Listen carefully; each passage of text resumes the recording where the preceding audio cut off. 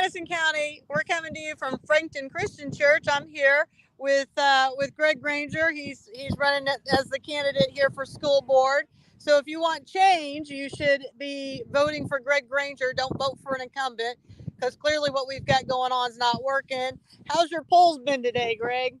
It's been very good. Been very busy. This morning was really busy. Kind of a spotty here and there, but for the most part, lots of support, lots of people out here exercising their right. So that's good to see. Okay, what do you want to see as people vote for you? What are you shooting for? Just want to provide an opportunity to give back to the communities I've worked in and lived in, and do the best I can to support the students and staff and the families of Frankton Lapel Community Schools. Do you feel like a change is ready for Frankton Lapel? I think anytime you're trying to see a different perspective than what you've had, then I think that's always positive. Now, the person that you're running against, how long has she been in her seat? I believe that she's had 3 terms. Okay, so she's had 12 years. Listen, people, if she hasn't got it done in 12 years, she ain't getting it done. Okay, I'm just going to tell you that right now. Don't vote for incumbents. Vote for change, because it's that time now. So let's try to get this done. We're going to go in here and see what happens when we vote in Frankton. We've got some candidates that we're going to look at. So I'll come back. I know that people are struggling right now at the polls. If you're at a poll and they are not letting you vote for whatever reason they give, you must demand a provisional ballot. They must give you a provisional ballot. Do not walk out of that poll without a provisional ballot being casted. So don't leave. Just keep staying there. Remember, Miss Crooms is over at Zion Baptist. For anybody who's having problems, you can go over there.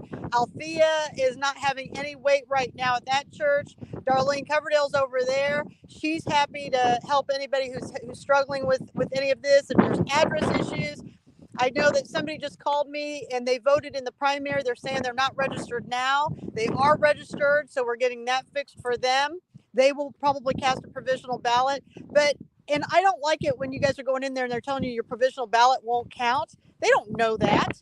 And so if they're saying that to you, I encourage you to get names and video this stuff. So I'll keep you guys all up to date as more and more problems come through.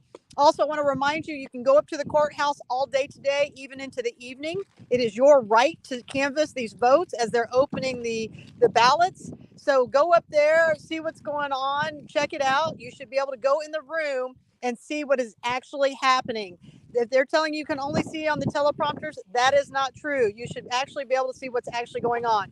So reach out to me if you have any problems. Everybody's doing great. I thank you for voting, and we will get there. We just have, 6 more hours to go. Good luck, everybody. Hey, Catherine, what locations have you had reports of issues at? So I've got problems at Elwood. They weren't given provisional ballots for them. I've got problems at Zion, but Zion resolved it. I mean, like, she fought for her. Got problems in Lapel. But you know what the biggest problem is? The biggest problem is calling the courthouse for help.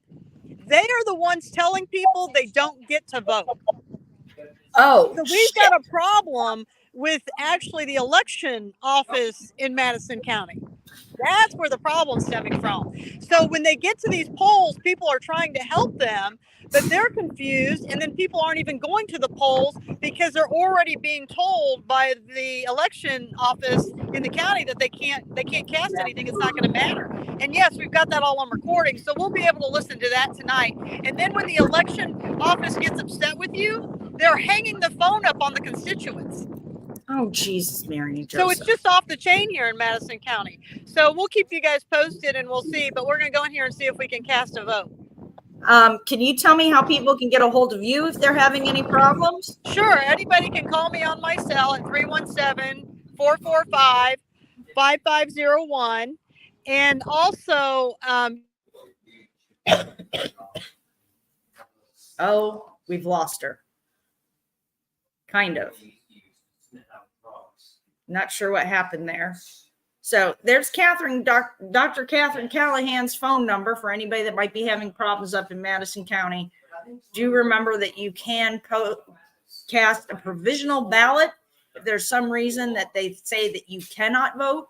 If they're saying that your registration isn't active, remember that you can go to indianavoters.com and you can check your own registration. We've already had someone this morning that tried to vote and they said his registration wasn't active. Go to indianavoters.com and you see that his registration is listed as active with the state. So make sure that you're taking advantage of all the avenues that you can. If you're having issues in Madison County, get a hold of Dr. Katherine Callahan and make sure that you are, fighting for your right. This is your right to vote. So don't walk away from those polls. Get a hold of somebody, see what you can do, and make sure that you have a right to, you exercise your right to be heard today. So we appreciate everybody. We'll be continuing to go live. So make sure that you're checking your notifications and that you've hit the bell here at the political spotlight. We'll be going live from Madison County, Delaware County, all over East Central Indiana. So just keep us tuned and exercise your vote. Vote, vote, vote. We want more. Let's blow them out of the water. All right, everybody. I hope you have a good day.